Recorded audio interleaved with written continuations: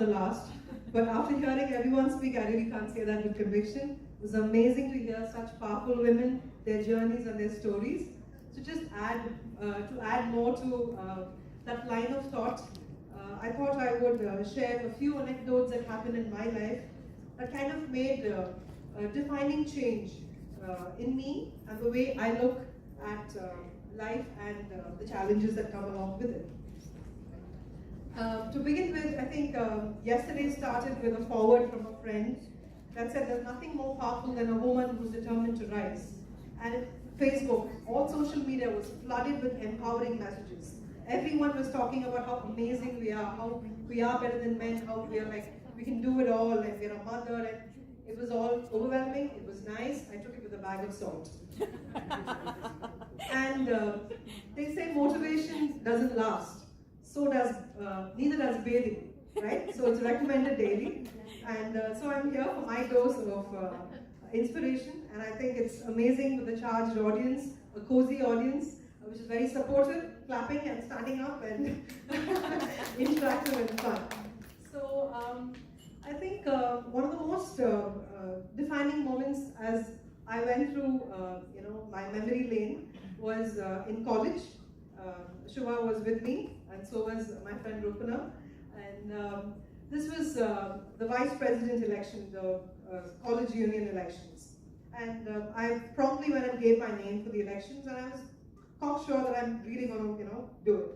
So I go around trying to campaign and talking to people, and I am good at it. So when I go there, what I did not know about myself was I knew my strength was English, but I did not know what their strengths were. They might know English, but they would connect with you when you speak in their lingua franca. And I think I learned it with a very humiliating defeat. So the day after I lost the election, and I had to drag myself out of bed and go to college, I hated it. But then you have to rise and shine. So I did go to college, and what did I see? I had so many people I did not know who came to me and said, hey, you did a good job, we voted for you. That was really amazing what you spoke, So I'm like, really? So what I missed out was, if 200 people had voted, and I had won 100 votes, 100 people believed in me, right? So that was something that I learned. So failures are really not something that shatter you, they teach you. So what did I do? Promptly when I gave my name for the president election next year. And as history goes, I won it with a very thundering majority. It was, it was really cool, it was fun. So once I won it, then what? So once you've reached a success point, so what do you rise and shine for? There's nothing left, right? There's always something left, because you have yourself to compete with. So I tried to be the union president like nobody else before me, nobody else after me. Is there going to be a witness for it? Is there going to be a prize for it? But the satisfaction that I derive from the work I do, the best of my ability, that was what kept me going. So 3 years down the line, and I leave college as the best outgoing student. And if that was not good enough, I recently got a call from college. They've included me in the Alumni Emeritus, which is the meritorial alumni, which I did not plan for, I did not work for. But I think somewhere in that failure to victory and beyond that, the point that I need to work hard, no matter who's watching me, no matter what prize hangs in the anvil, is what brought me to this point here today. So when Shubha actually prodded me thrice in one day to come up with a topic, I really didn't have time to breathe that day, but then I just sent her a quick message saying, rise and shine. I said, I'll work on the topic later. So then I said, why did I say rise and shine? Wouldn't people think it's a good morning note? And then I said, but that is the thing that kept me going. Every morning when I would wake up, I would be, self-doubt. Will I do it? Can I do it? Should I do it? Rise and shine. You have to do it. I mean, who else can do it, right? So I thought, okay, it is a very, very suitable topic. And so the next juncture or next anecdote that I would like to share, where I thought this rise and shine really helped me, was much later, after I finished my college, and I did journalism and mass comm, and then I did English. So after all of this, I wanted to work, And the obvious choice was to find a newspaper to write in because I really love writing. So I applied for a job at Indian Express. It's the name the whole of India resonates with. And I did get a job. I got a job as a sub-editor. I was euphoric. I was absolutely on cloud nine. So I come back home and I share the news with my husband, my in-laws, my dad. Silence. Nobody says anything. So I'm like, you guys, you don't want me to work. You're doing this because, I'm a woman and you don't want me to work and, all the things that I could think of. So then my dad came up with this. He said, listen, it's not that we don't want you to work. We are a business family and we think you should not work for anybody but yourself. I thought that was the biggest cock and bull I've ever heard. I thought they were trying to deter me. So I was sulking, royally sulking. A whole year, I watched movies. I went to this library near my place, and every time I would go there, I would feel very icky. You know how libraries are, guys check you out, and sleazy movies, dirty places, pan in the corner. So every day I would think, this is not how you do it. That's not how a library should be run. This is how it should be done. This is the kind of collection that they need to have. People there don't even know a thing about the movies that they have. They have to give an appraisal about it, tell us, suggest things. So at the end of 1 year, I had 360 suggestions, 4 wrong suggestions, as to how to run a DVD library, and I promptly started one with a lot of support from my family. And so now that I've started a library, it might sound like, yeah, what's a big deal about a library? It was a big deal for me because I think doing any job, being a teacher, being a housewife, being a mom, I think it's a big deal for us because it's our life, right? So when I started the library, I tried to do everything that I wanted in a library. We used to have these Sunday family gatherings where the whole family would come. We'll have a popcorn Sunday, we'll have a cotton candy Sunday, and every member who would come, I wouldn't know which car they came in, but they would be my best friends. I would tell them about all the movies that I saw that week and what I think they would like, and then we would fight over why they didn't like the movie I suggested. And so it was a really good interaction. And I happened to meet a lot of great people, including Mani sir, Vaiko, and so many people who are directors today. They were all my members. So we used to have a really happening discussion, and I learned so much. And in the 10 years that I ran one library, I managed to buy one more. And at the end of the 10 years, I realized that I was not a BCom student ever in my life. I don't know commerce, I was a science student. But I had learned so many things about how a business is run, how to write your accounts, how to invest your money, and everything out of a lot of hard work and a lot of mistakes that I had done. And my father used to tell me, if you were a guy, if you were a boy, maybe you would have run a big industry like they did give my brother. So I'm like, yeah, well, isn't it too late? But I think we were born in a generation where women were not given so many equal rights, but that didn't stop us, right? We're here today. And Geeta was talking about women who are afraid of compliments or afraid of a lot of things. I know women like that, but I've never been a woman like that. So I think that also helps in building who you are. So, so when the library goes on, and then I decided that this is the time for me to probably step into the family business because my husband needed my help. And as cliched as it might sound, I was doing all the odd jobs, including in the library. I was always the delivery boy to the owner of the shop. I would know everything. If anybody bumps, I can handle it. I'm not afraid of anything. So I learned it the hard way. And so when the transition was pretty easy for me when I moved to the family business, which was making films. So I was doing everything, and even today I call myself the CEO of the company as well as the office boy. So anybody doesn't come, I can handle it. So it started off very humbly again. I was just doing odd jobs there. And according to me, I'm doing my job to the best of my ability. It was not about how other people judged me, where they fit me, how they valued me, how they looked at me. It never entered my pea brain. So then, when I used to sit down for story discussions, and some people would come up with some stories, and I'd say, that's actually from an English film, and I would give them the name, and then they're like, she talks too much. So that's happened a lot. And then quite a few people later, when I became the decision maker for the kind of movies and the kind of stories that we would make, and people would come and narrate it to me. They would start off with a very pleasant note. பரவாயில்ல நீங்க பொழுது போகிறதுக்கு இவ்வளோலாம் வேலை பார்க்குறீங்க நீங்க ஆக்சுவலாக அதெல்லாம் பண்ண வேண்டியதே கிடையாது. So it's really amazing of you that you're working, you know. So I'm like, wow, all right, next. So, you know, and then they would also come up with these women-centric stories, Vijay Shanti IPS kind of movies. You know, and when I would say, you know what, this is not going to work, they would feel really offended. ஒரு பொண்ணா இருந்துட்டு நீங்களே support பண்ணலன்னா, I said, listen, nothing speaks louder than success. A film has to be successful for people to take notice that there's a woman producer behind it. As much as I hate the term woman producer, it sells. So, it is important for women to make commercial films, women to work in active fields that are noticed. Actually, I was doing a lot of work and nobody really knew about me apart from the people who worked in cinema, not the journalists, of course.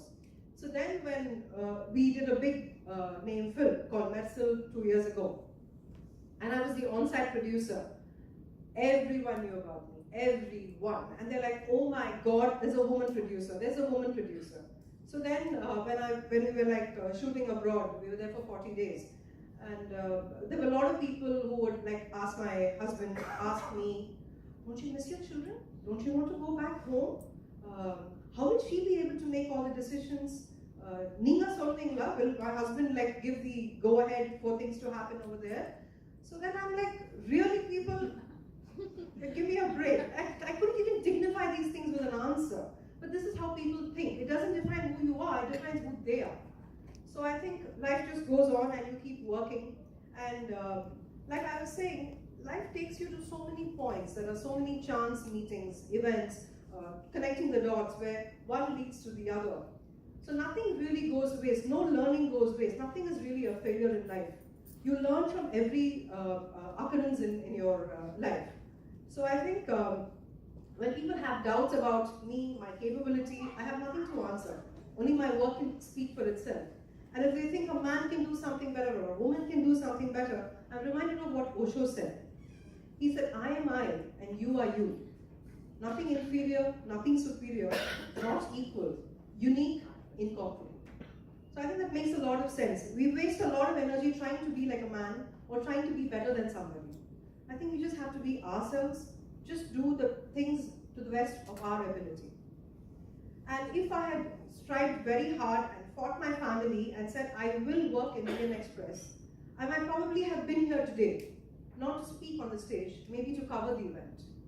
So I think sometimes we have to take no's in life and walk from that and try to go to the next point. If I hadn't watched a movie a day, sobbed and watched it for a year and then for 10 years, probably I wouldn't be sitting here making decisions for movies today. So I think everything leads to the other and it's all right. It's all right to fail, it's perfectly fine. The other day my daughter calls up and says she won an award as a best fester in college. She went up on stage, whole 10,000 audience clapped for her. She won the award and as she was going, she tripped and fell. And she said, 10,000 people saw me trip and fall.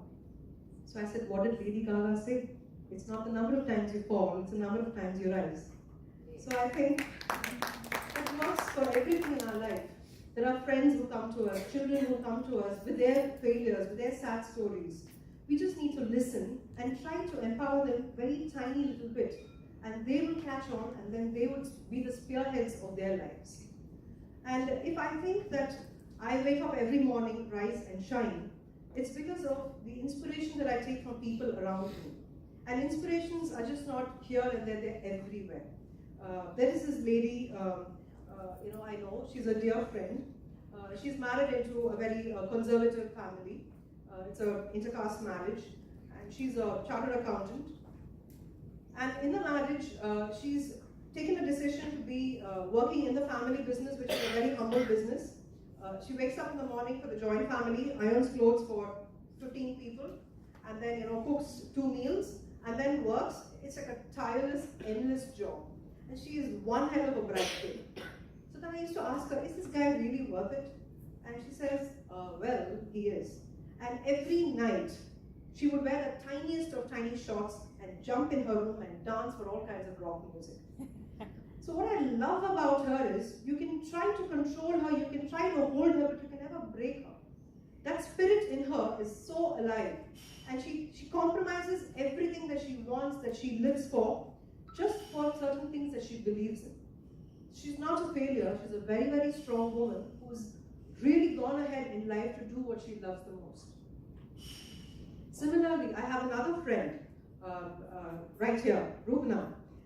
She, in college days, she used to be a shot put player, a javelin player, thrower, disc throwing, all kinds of things. So what happens once you get married? You get married, you have kids, and then you go on with your work, and all your sports certificates will help you land a very plumb job. But here she is, working still on herself and going for a national event. It's a master's level competition, and she's going totally for it. She's already won the national level competition. So I think it's in us, it's the grit, it's the support the family gives us, the encouragement. Everybody can egg you on, but who takes the climb? It's you, right? So we have to appreciate ourselves and keep motivating ourselves. And I think it's easier for men to go to work than women, because women, I think, we are very emotionally connected to our family, to our kids, and if we miss a kid's school function, we feel guilty. Men have no such qualms, right? Still like men, but still, they have no such qualms. So another inspiration for me is Indra Nooyi. I keep telling my daughter, you have to be an Indra Nooyi. I don't know if she would, but I keep saying that 100 times. The reason I say that is, she is an Indian woman who went to work in a different country, which means she was born, brought up here. So imagine the accent, imagine the dressing sense, and then going there, and then the racial prejudice, and still she managed to get where she is today. And I've listened to so many of her speeches, and in one of it she says that her daughters used to keep making her feel guilty because she couldn't attend a lot of PTA meetings. And she would not feel guilty, she made a group of people who could not attend PTA meetings. So I think that is amazing. And in another speech she had mentioned that she can't be at home all the time, and she's able to manage because she has a house manager. And that really made sense to me, because in my line of job, I don't know when my work gets over. And I don't know which country I would be in at which point of a month. Just this morning I would get an information, you're traveling somewhere, I just need to carry bags and run out. So then I cannot do that if I don't have a comfortable setup at home. I was doing it till that time with the help of my parents and my in-laws. My mom would come running at the drop of a hat, my in-laws would be there to take care of the kids. But at one point, guess what, they grew old. So then I had to take inspiration from Indra Nooyi, and I have a house manager who's actually extended family for me in so many ways. I would be sitting in South Korea and I'll be sending him a message, make chutney and appam for dinner. And he would say, it's done. Buy butter, make this, do that. If not for him, I wouldn't be emotionally comfortable sitting and doing the job that I'm doing. So it's very important to have a good setup around you and take inspiration from women like this. Last but not least, there was this lady who used to come to give a bath to newborn babies. So a friend of mine had delivered. So I'd gone there on a weekend, and this lady had come to give a shower to the child. And she said, "Sikro kudunga ma, na veetukku ponu," and all that. So I'm like, why are you in a rush to go? I mean, you usually are very, calm about your work. And she says, "Illa ma, na madhyana veetukku poidu or beer achada and vandu." I was zapped. I was really zapped. She is, one of those doughy women. Just imagine big potter, palm teeth. And she says, "I want to go home, beer achada." I just gave up. So we underestimate women. We think people like that don't know how to have fun, don't know how to let their hair down. I'm not judging. She really had a spirit, I tell you, and there's no pun intended. Yeah. It was amazing. So I learned from her that you need to learn to let your hair down. You need to learn to feel comfortable with your happiness. You can't all the time be serious and working. So inspiration like this are like everywhere. And a lot of people do say, oh, successful, so it's very easy for you to say. But I think all of us here are successful in our own ways. Success, as I remember Maya Angelou's quote, she says, success is liking yourself, liking what you do, and liking how you do it. I don't think anything else relates to our lives more than this. And this Rise and Shine, the topic that I selected, another reason I selected this is because every morning when I wake my kids up, I would give one mambo jumbo to them. It would start off like this. rise and shine, wake up time, you are mine, nice and fine, anything that rhymes with nine and tine and wine. So that every time I would be a little low, I would try to pick myself up, I would sing this to myself because my kids were bored stiff. So I think we need to create our own mambo jumbo. So now go find yours. Thank you so much.